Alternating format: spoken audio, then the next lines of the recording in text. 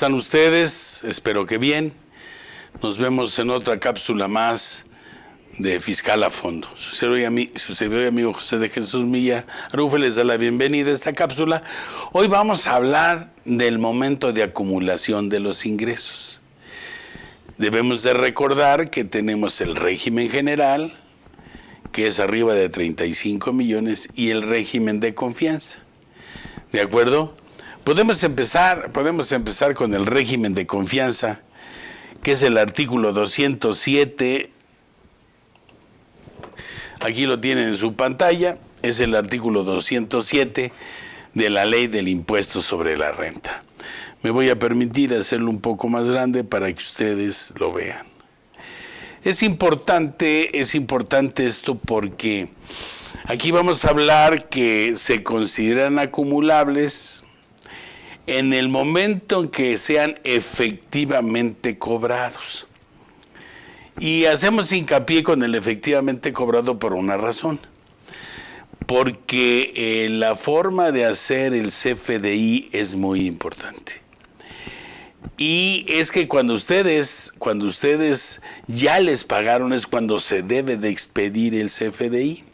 Y entonces le ponemos pago en una sola exhibición. Y ya nos evitamos problemas. Pero ¿qué pasa cuando nuestros clientes, somos proveedores, pues nos dicen, pues mándame tu comprobante para poder gestionar tu pago?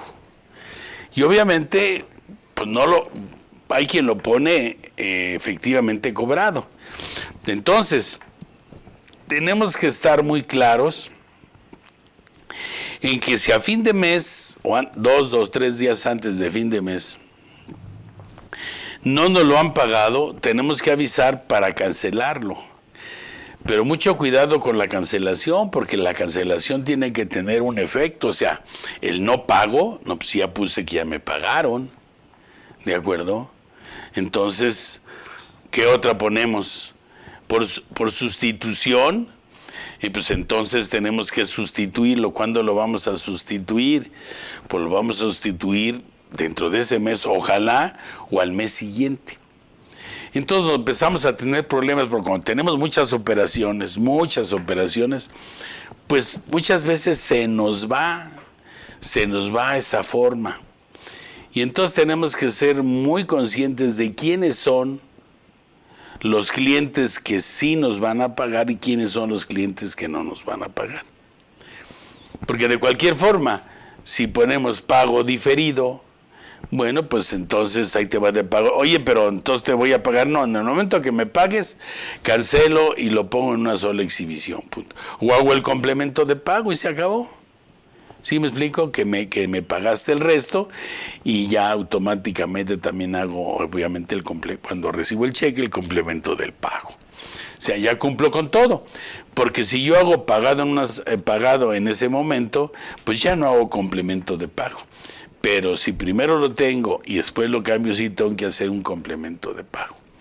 Entonces es importante que nosotros tengamos perfectamente definido esa situación, con el objeto de evitarnos un conflicto. Recuerden ustedes que nos están llegando muchos avisos, muchos avisos, por la inconsistencia en el IVA sobre todo. Y la consistencia en el IVA, la mayoría viene precisamente de esos CFDI que mandamos. Entonces, ¿qué caso tiene que tengamos un acto de molestia que puede ser a mayor? Sí, y hacerlo. Ojalá y entonces nos dijeran se debe a tal comprobante o se debe a tal cosa. No, hay que preguntar por qué. Entonces, antes de cerrar el mes, pues tenemos que ver cuáles son los que no están cubiertos. ¿De acuerdo? Entonces, si están cubiertos, pues ya no tenemos ningún problema. Pero, si no están cubiertos, sí tenemos un problema. Y aquí vamos a analizar algunos conceptos en este segundo párrafo del artículo 207. Por lo siguiente, esto casi está copiado tal cual del artículo 1b del impuesto al valor agregado, que este impuesto al valor agregado tuvo gran importancia cuando fue el IETU. Si ustedes se acuerdan, pues era también importante ese impuesto que habría que ver, que era complementario al impuesto sobre la renta. Y entonces dice, ingresos que se consideran efectivamente cobrados, ¿de acuerdo? Cuando se reciban en efectivo, en bienes, en servicios, aun cuando correspondan a anticipos, a depósitos o cualquier otro concepto. Y ahí le vamos a parar tantito por una razón. Primero, cuando son en bienes, tenemos que irnos al artículo 17 del Código Fiscal de la Federación, en el cual nos dice que cuando pagan en bienes o en servicios hay que evaluarlos. Y dependiendo de la característica del pago, pues tendría que ser a lo mejor un avalúo, ¿sí?, por gentes autorizadas, ¿de acuerdo? Siempre por autoridad, pero hay unas que son muy delicadas. Entonces, si es por servicios, pues casi tendríamos que ir a analizar los precios de transferencia para ver más o menos cuánto es lo que se está cobrando por ese servicio, aunque hayamos quedado ya precisamente en un precio, ¿de acuerdo? Acuérdense que no debe de variar, sobre todo entre partes relacionadas, porque se necesita los famosos precios de precios de transferencia. Entonces, es importante tenerlos. Y dice, a depósitos o de cualquier otro, sin importar el nombre con que se les designe, igualmente se considera percibido cuando se reciban títulos de crédito emitidos por una persona distinta a aquel que efectuó el pago. ¿Cuál es esa? La más sencilla es cuando pagamos con tarjeta de crédito. ¿Quién va al final? ¿Quién va a recibir el pago? Bueno, yo recibo la tarjeta de crédito y bueno, entonces hasta el siguiente mes, yo creo, se juntan todas las según la marca o según el tipo de tarjeta, pues hasta que no me paga el banco, ¿no? Y entonces aquí tenemos también otro problema, porque entonces tendríamos que ver que para mí yo ya pagué, ¿sí? Aunque me cobren a fin de mes, aunque haga el corte a mediados o a finales o a principios del mes, hay una fecha de corte. ¿Sí me explico? Mi tarjeta es corta el día 5 del mes siguiente, pues imagínase hasta entonces se están viendo las operaciones. Se puede solicitar por escrito en una forma muy especial que la fecha del corte sea fin de mes, ¿no? 30, 31, ¿sí me explico? O 30, porque si es 31 y no hay 31, pues va a ser el día primero, porque no es el día 30. Entonces es importante que veamos eso. Eso con lo respecto a los títulos de crédito. Y también cuando sea con fecha, en la fecha del cobro del mismo o cuando el contribuyente transmita los cheques a un tercero, excepto cuando dicha transmisión sea en procuración al cobro. Entonces, esto de procuración al cobro es cuando yo le doy un tercero, es porque yo lo voy a endosar, ¿de acuerdo? Voy a firmarlo. Y recordemos que el endoso es en propiedad, en procuración al cobro o en garantía, ¿de acuerdo? Entonces, cuando yo le pongo procuración al cobro, que lo va a cobrar, pues es si hasta el mes siguiente me entrega el dinero, yo lo estoy cobrando hasta el mes siguiente. Entonces hay que tener en cuenta ese tipo de operaciones para que nosotros tengamos contabilizado ese tipo de endoso, ¿de acuerdo? Ese tipo de endoso. Si yo le digo a mi mensajero, a ver, aquí está endosado el cheque, ve y cóbralo, ¿sí me explico? Bueno, pues teóricamente llego a la ventanilla y me lo pagan como si fuera en propiedad. Ellos deberían de exigir qué tipo de endoso es el que se está realizando de ese documento. Vamos a hablarle pagaré, pero es un cheque. Esto está en la Ley General de Títulos y Operaciones de Crédito. Recuerden ustedes que en el caso de una persona moral, saliéndonos un poquito de esto, las acciones son títulos de crédito que se pueden transmitir por medio de endoso. Y hay que tener mucho cuidado porque yo puedo poner, préstame este dinero y que me vas a dar en garantía. Te voy a endosar mis acciones en garantía. Hacemos un contrato y ¿qué va a pasar si no se lo pago en la fecha adecuada? Pues hay que ver la penalidad o inclusive hasta puede ser por el valor de las acciones, con todas las consecuencias que se van a tener con relación a los socios del derecho de tanto y el avalúo y el dictamen y todo eso que ya algunos de ustedes ya conocen y que es importante que lo tengamos en cuenta. Entonces, también se considera, aquí vamos a bajarnos un poco, también se entenderá como ingreso que es efectivamente recibido cuando el interés del acreedor quede satisfecho mediante cualquier forma de extinción de las obligaciones. Esto la autoridad lo toma como se le pega la gana, porque hay la compensación, por ejemplo, en el caso de la compensación no la acepta cuando sale un IVA a favor, por ejemplo. ¿Y por qué no? ¿Sí me explico?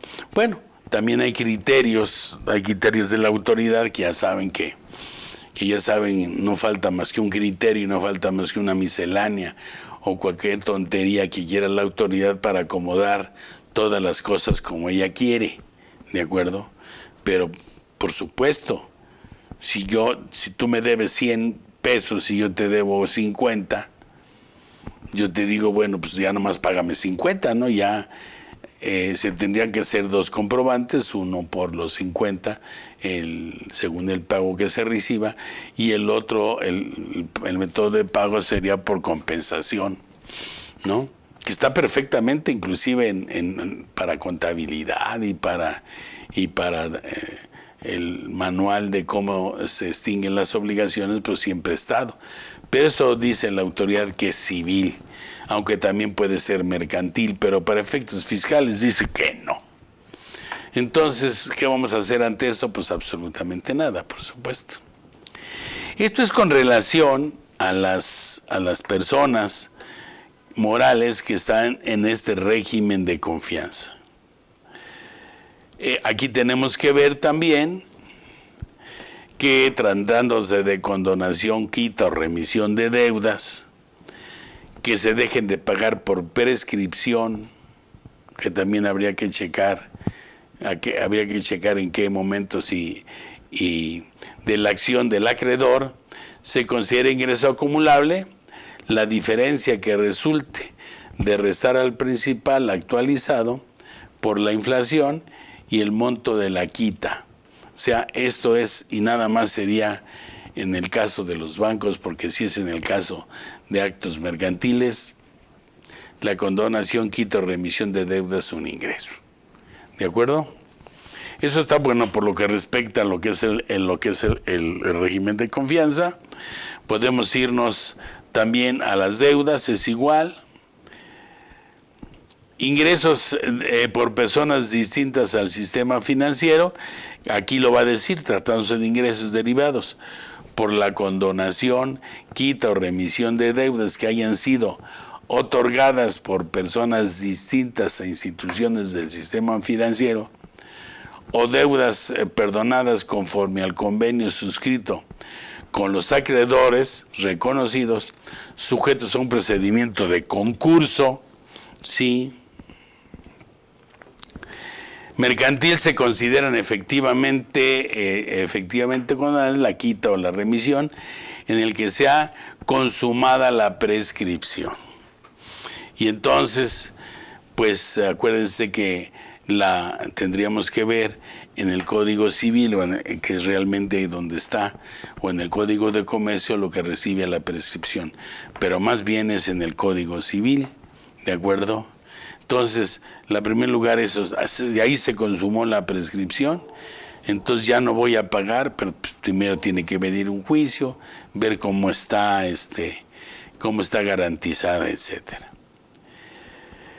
En el caso de enajenación de bienes, que se exporten, se deberá acumular el ingreso cuando efectivamente se perciba, y si el ingreso no se percibe dentro de los 12 meses siguientes, entonces después del 12º mes, pues ya se considera un ingreso en crédito y va a ser ingreso, ¿de acuerdo? Y se va a considerar cobrado. Aquí el problema es que al no ver efectivo, les quiero decir que qué pasa con el IVA. Esto es casi una copia del IVA, ¿eh? Entonces podríamos tener algunas situaciones. Hecha la aclaración relacionada con lo que es obviamente el régimen de confianza, pues ahora nos vamos a ver lo que es el régimen general de ley, porque aquí es muy importante que nosotros conozcamos, sí, que obviamente el artículo 16 dice que es la totalidad de los ingresos en efectivo, en bienes, en servicio, en crédito, de cualquier otro tipo. Ese es el ingreso. Pero eso que me dice que es todo el ingreso. Aquí tendríamos que analizar cuándo es el ingreso. Yo te voy a decir en qué momento, que es lo que vamos a ver, y después yo te voy a decir cuánto, porque es a base de un diferencial. Y eso está hasta el artículo 18 y 19, que también vamos a ver en una próxima cápsula. Y entonces dice aquí, para efectos del artículo 16 de esta ley, se considera que los ingresos se obtienen en aquellos casos no previstos en otros artículos de la misma, en las fechas que señala conforme a lo siguiente. Y entonces aquí me va a llevar a varios conceptos. Primero, quiero aclararles que es enajenación de bienes, como lo dice. Tenemos la fracción segunda, que es otorgamiento de uso o goce temporal de bienes. Al ser persona moral, pues son bienes muebles y bienes inmuebles. Tercero, arrendamiento financiero, que obviamente tendríamos que ver en otro programa lo que es el arrendamiento financiero. La enajenación a plazos, que dejó de ser importante, ya lo explicaré por qué. Y ejercicio de la opción. Entonces, esto es lo que vamos a ver primero, ¿sí? Y aquí está lo que es enajenación de documentos, que es el factoraje financiero. Pero bueno, vamos a iniciar con la fracción primera, que es la enajenación de bienes y prestación de servicios. Es importante aclararles a ustedes algunos conceptos. Primero, cuando hablamos de enajenación de bienes, tenemos a bienes muebles y bienes inmuebles, 751 del Código Civil, ahí lo especifica, ¿de acuerdo? Y prestación de servicios. Ahora, ¿a qué prestación de servicios se refiere? Miren, para mi punto de vista hay tres tipos de prestación de servicios. Prestación de servicios subordinados, prestación de servicios independientes y prestación de servicios actividad empresarial. ¿Cuándo la prestación de servicios se considera actividad empresarial?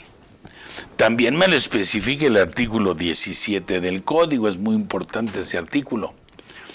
Porque cuando yo presto un servicio y junto con ese servicio yo cobro materias primas, materiales, u otorgo el uso o goce temporal de bienes, en ese momento se considera actividad empresarial.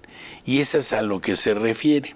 Mire, ¿cuáles son las prestaciones de servicios actividad empresarial? Parece mentira, pero es muy fácil verlos y con lo que les voy a decir. Un restaurante es una prestación de servicios, ¿de acuerdo? ¿sí? De alimentos. Ahora, ¿por qué no son honorarios? Pues por una razón, porque me está vendiendo los jitomates, me está vendiendo la carne, me está vendiendo todos los insumos y me está otorgando el uso goce temporal en comodato, lo que sería la mesa, las sillas, el mantén, los platos donde van a servir mis alimentos, los cubiertos para ingerirlos, el vaso para que me va a vertir el agua, etc. Entonces ahí ya me están otorgando un servicio que es hacer los alimentos, pero me están vendiendo la carne, los jitomates, y me están otorgando el uso goce temporal de bienes. Es importante también atender esto porque para efectos de la ley del impuesto al valor agregado, el ver esto es importante porque dice que la prestación de servicios abarca todo, y cuando abarca un todo, todo lleva IVA. O sea, no van a decir de los frijoles, sin guisar, de la carne, de las verduras, pues eso van sin IVA. Pero como ya están guisados, pues entonces ya llevan IVA. Y como se prestan dentro del servicio y el otorgamiento, entonces todo lleva IVA. Entonces es importante entender lo de la prestación de servicios. Un servicio de hospedaje, también, ¿de acuerdo? Es una prestación de servicios de hospedaje, ¿ok? No es arrendamiento, es de hospedaje, en donde me dan en comodato el uso de la habitación, la cama, me venden en el servicio el jabón, el perfume, el shampoo,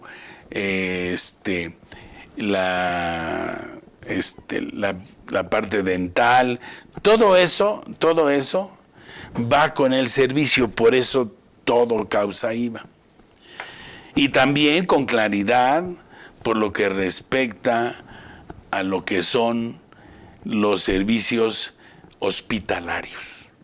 Los servicios hospitalarios llevan IVA y me enajenan las medicinas, que las medicinas tampoco llevan IVA, ¿de acuerdo? Pero ahí, como me lo prestan dentro del servicio, ¿sí? ¿Por qué? Porque me dan el servicio en comodato de la habitación, de la cama, el uso de los enseres para ahí, ¿sí? Todo lo que es las venoclisis y todo que no llevan IVA, bueno, pues van con IVA precisamente porque se presta el servicio en un total, como lo marca obviamente ese artículo 17 del Código Fiscal de la Federación. Entonces, por eso la enajenación de bienes y la prestación de servicios se aleja de los servicios honorarios, ¿de acuerdo? Y se convierte en una actividad empresarial. Ya haremos más tarde, déjenme ver si aquí puedo yo, permítanme,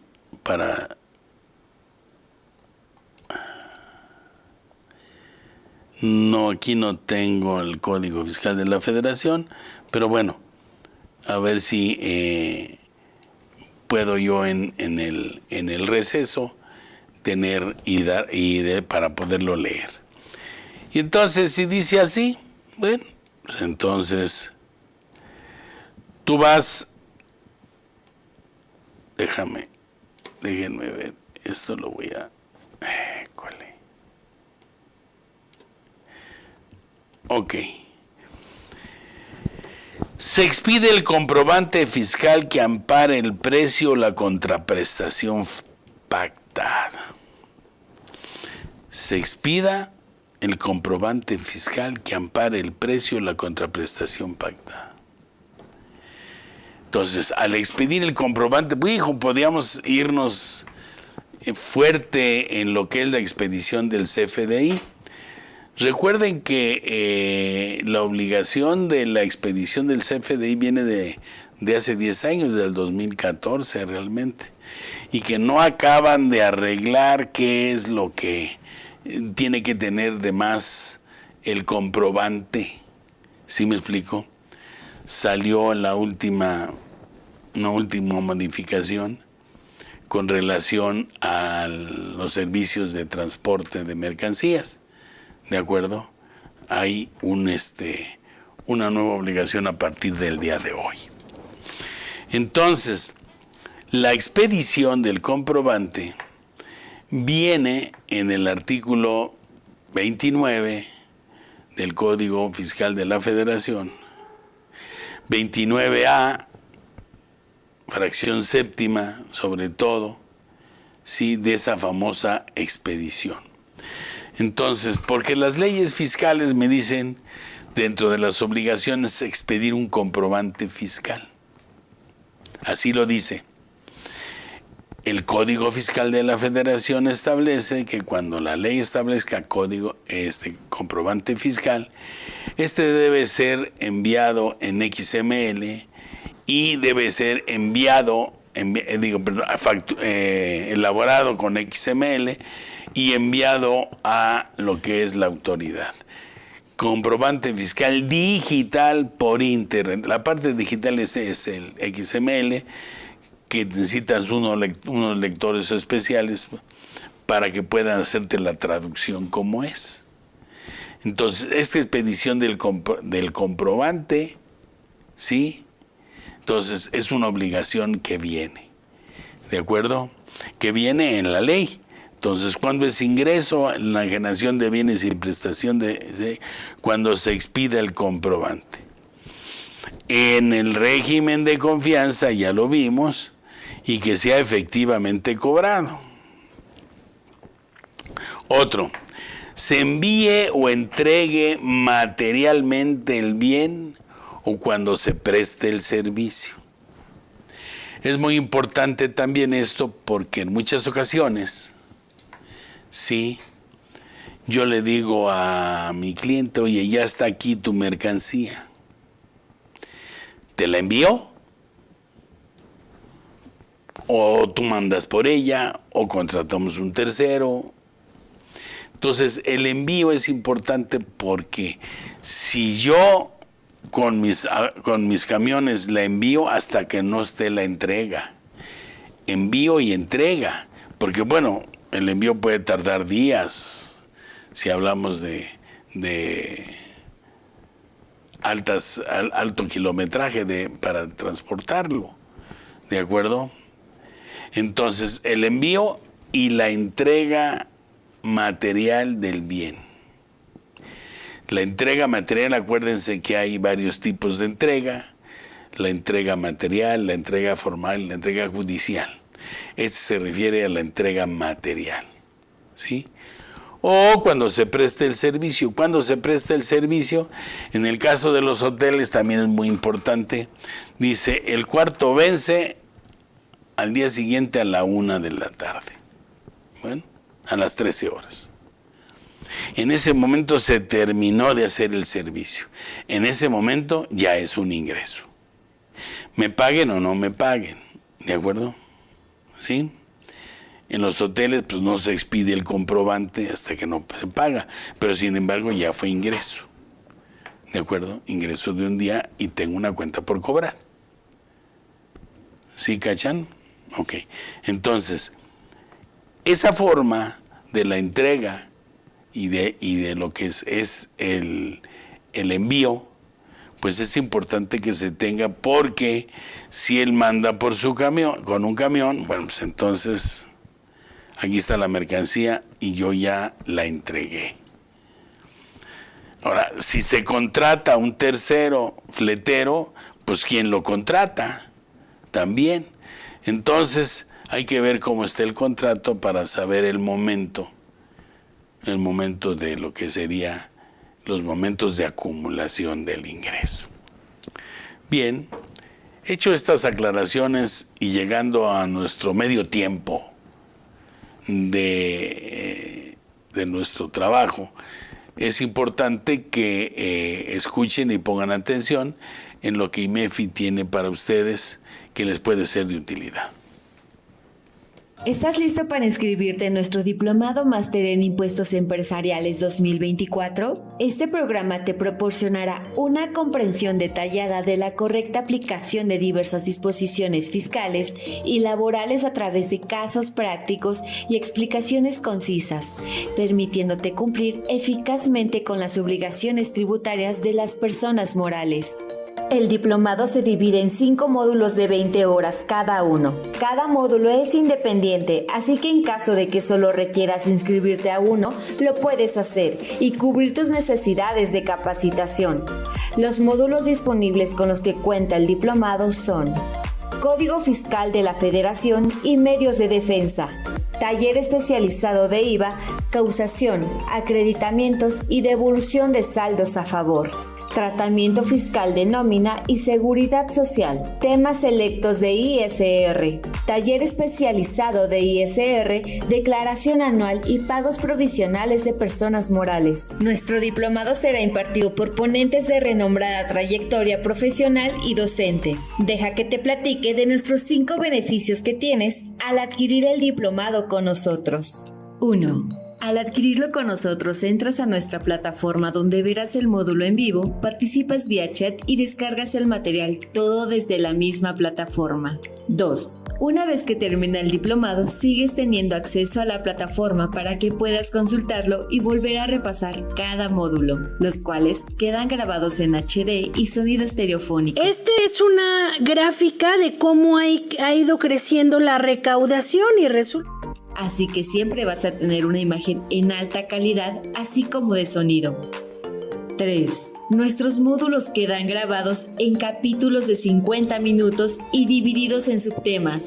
Esto es porque pedagógicamente es mejor estudiar en lapsos pequeños, así que puedes repasar a tu ritmo y repetir el capítulo que requieras en caso de ser necesario y no tener que ver todo un video completo. 4. Tendrás acceso a la plataforma durante 6 meses para que puedas consultar todos los módulos las veces que lo requieras y descargar el material. 5. Nuestros materiales no se limitan a la presentación. Siempre vas a encontrar material extra. Hay muchas capacitadoras, pero ninguna con estas características que nos hacen diferente a las demás. Para más detalles, no dudes en contactarnos a través de nuestro número de WhatsApp 55 26 96 71 79 o vía correo electrónico a cursos@imefi.com.mx.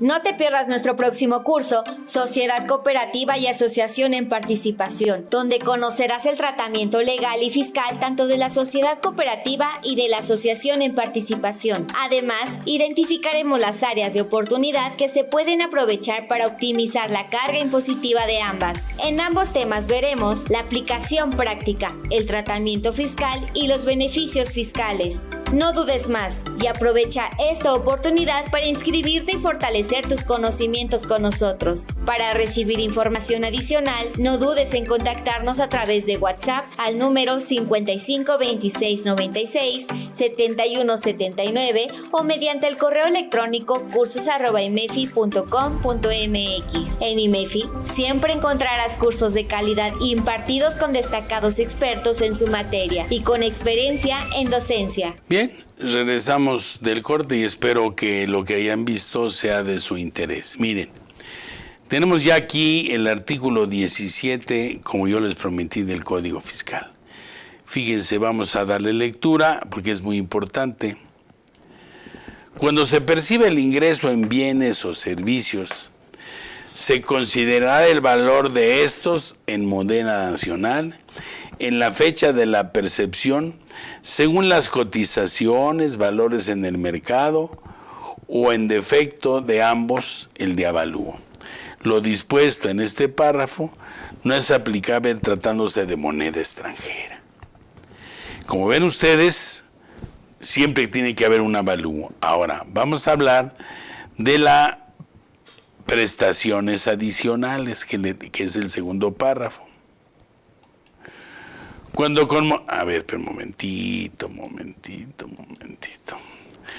Cuando con motivo de la prestación de un servicio se proporcionen bienes o se otorgue el uso o goce temporal al prestatario, se considerará como ingreso por el servicio o como valor de estos el importe total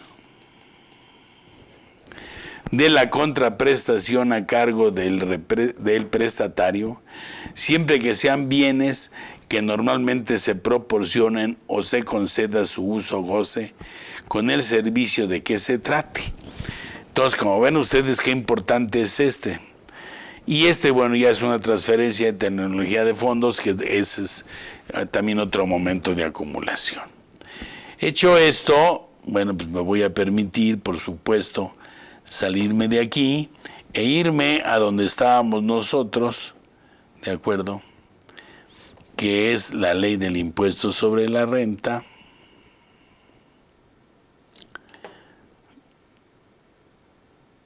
Ajá. E irnos a lo que estábamos analizando, que es el artículo 17, que son los momentos de acumulación. Entonces, la enajenación de bienes o prestación de servicios, se expide al comprobante, se envíe o entregue materialmente el bien o se preste el servicio. Ojo, se cobre o sea exigible total o parcialmente el precio. En el momento de la exigibilidad, recuerden que para efectos fiscales tenemos el pago, lo devengado y lo exigible. 3 momentos diferentes. ¿De acuerdo? Y en el caso de lo devengado tenemos lo más común serían los intereses. Y la exigibilidad es el momento que según el Código Civil no te puedes rehusar a pagar como si conforme a derecho. ¿De acuerdo? Se cobre o sea exigible total o parcialmente o la contraprestación pactada, aun cuando espérame tantito, aun cuando provenga de anticipos. Es importante que nosotros hagamos la diferencia entre lo que es el vulgo hablar. Oye, te mando un anticipo de lo que te compré, o te mando, ¿sí me explico? Ahí te va un anticipo. Cuando yo ya conozco el precio o la cantidad del producto, no se puede contabilizar como anticipo, porque entonces estamos... Cuando se preste el servicio o cuando se expide el comprobante, se entrega materialmente el bien o se cobre o sea exigible total o parcialmente, aun cuando provenga de anticipos. Y estos anticipos, ¿sí?, es no conozco el precio ni la cantidad. Oye, necesito que me vendas 10 colchones de tales características. No me han llegado y no sé el precio, no importa. Ahí te mando un anticipo para los 10 colchones que no sé el precio. Ya los aparté. Entonces, ese anticipo es el único que es ingreso. Pero si son 10 colchones de a 10,000 pesos, pues entonces ya no es anticipo, te dan un pago a cuenta. Y esa es la diferencia entre en una sola exhibición o en parcialidades. El anticipo todavía no conozco ni el número de colchones o a lo mejor ni el precio. Aquí tengo 10 colchones, te los mando, oye, pero ¿qué cuesta? No sé todavía, envíamelos de cualquier forma y ahí te va un anticipo. Que sea claro la palabra anticipo. ¿De acuerdo?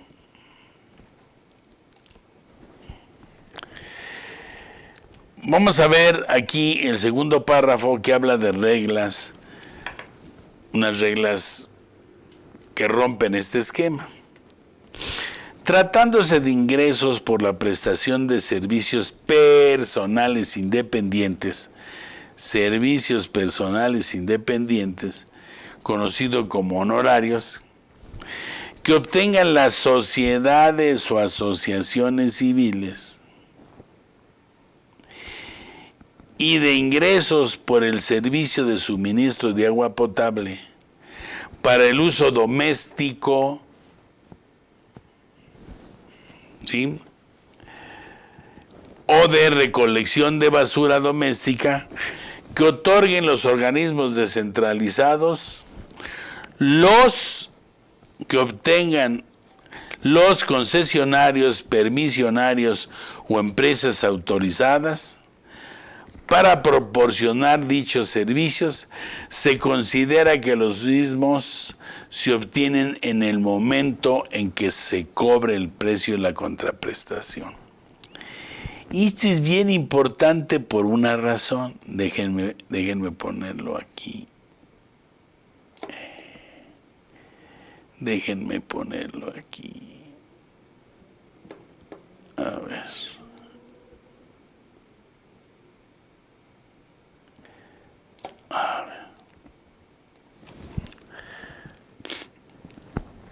Ay, Dios mío. Perdone, pero es que quiero poner las reglas de excepción y que se queden en un solo lugar. A ver si ahí lo logré. Creo que ya lo logré. Ok. Tratándose de ingresos por la prestación de servicios personales independientes que obtengan las sociedades o asociaciones civiles, y de ingresos por los servicios de suministro de agua potable. O sea, los voy a separar. Primero, sociedades y asociaciones civiles y las sociedades cooperativas de producción. Cuando una persona moral te da un ingreso a un miembro socio, accionista, lo común es que sea un dividendo. Pero si este se asimila a salarios, entonces es salario, asimilado a salarios. ¿De acuerdo? Si este proviene de una sociedad de inversión, el banco lo pone como dividendo, pero el dividendo es un interés. Ahora bien, si este viene a partir de un documento que es un certificado de participación inmobiliaria no amortizable, entonces se llama arrendamiento. Entonces, cuando habla de ingresos de prestación de servicios independientes que otorgan las sociedades o asociaciones civiles, de ingresos por el suministro de agua potable y uso doméstico, recolección de basura doméstica, que otorgan los organismos descentralizados, los concesionarios, permisionarios o empresas autorizadas para proporcionar dichos servicios, se considera que los mismos se obtienen en el momento en que se cobre el precio de la contraprestación pactada. Y quiero separar las sociedades y asociaciones civiles, ¿sí?, y de los ingresos por servicios de suministro de agua de uso doméstico y recolección de basura doméstica que obtengan los organismos descentralizados, los concesionarios, esos son personas morales.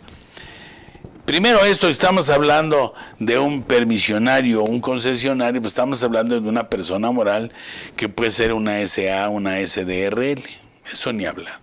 Bueno, estos también, aunque sean persona moral y SA o SDRL, también van a obtener el ingreso hasta que sea cobrado. ¿De acuerdo? No importa. ¿Ok? se considera que los mismos se obtienen en el momento que se cobre el precio y la contraprestación pactada. Entonces, deben de ustedes de separar o de ver dos cosas importantes. Te está otorgando un anticipo o un rendimiento a una sociedad civil del régimen general, te lo puede ser asimilado a salarios, de acuerdo con el artículo 94 de la ley del impuesto a la renta, que se refiere a los salarios. Salarios y asimilados a salarios. ¿De acuerdo? Es importante detenerlo. Ahora, tenemos otras personas morales, que son los de agua potable y basura, que esos también es hasta que se cobre. ¿De acuerdo? Entonces, si ustedes ven esto, rompe la regla. Hay otra regla que se rompe, que es la siguiente. Cuando nosotros, ¿sí?, para efectos del impuesto al valor agregado, enajenamos bienes de una sociedad civil, asociación civil, sociedad cooperativa de producción, no es por la prestación de servicios, es por la enajenación de bienes. Estos de la prestación de servicios que se asimila a salarios, el propio artículo 14 dice que no son objeto. ¿De acuerdo? Pero son los únicos. Si yo enajeno una computadora, si yo enajeno un escritorio, un auto, una sociedad, asociación o sociedad cooperativa, pues eso sí llevan IVA. Y esos no entran en la prestación del servicio. Entonces sí nos vamos a lo que es la parte de la entrega material o la expedición del comprobante. ¿De acuerdo? Entonces es importante que nosotros tengamos perfectamente clara esta fracción primera.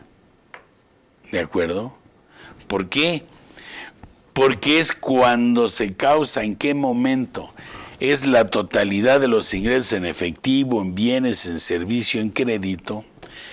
Las personas morales residentes en el país, incluida la asociación en participación, sí, acumularán la totalidad de los ingresos, sí, en bienes, en servicio, en crédito, de cualquier que obtengan en el ejercicio, inclusive los provenientes de establecimiento en el extranjero. Este ajuste anual por inflación también es otro ingreso. Ajuste anual por inflación, que ese también pues es un ingreso que viene de la situación inflacionaria. ¿Ok? Pero aquí lo que necesitamos y estamos viendo es esta fracción primera de lo que es fracción primera del artículo 17. ¿Ok? Bien.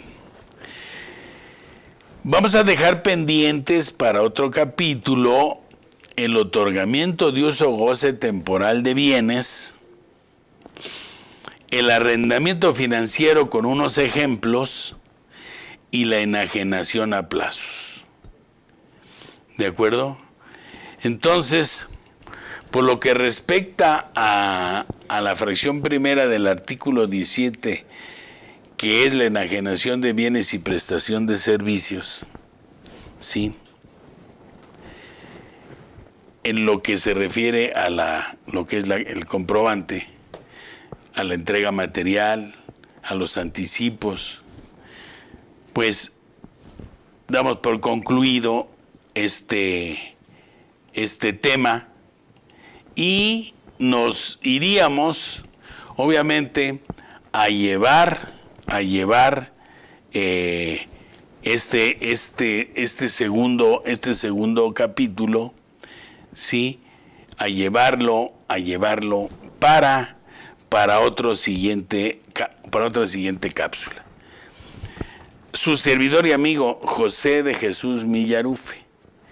socio director de Milla y Arufe Asociados SC, 55 26 53 75 80.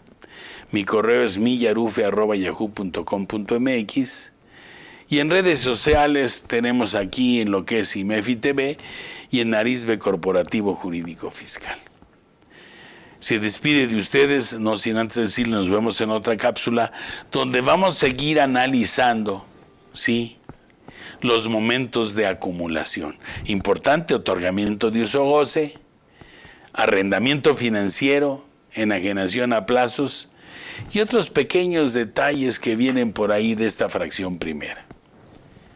No se olviden, le agradezco al equipo de producción y a ustedes que están oyendo esta cápsula. Si les guste, denle like, sobre todo a los estudiantes de la carrera de contador para efectos fiscales y obviamente para cada uno de ustedes empresarios.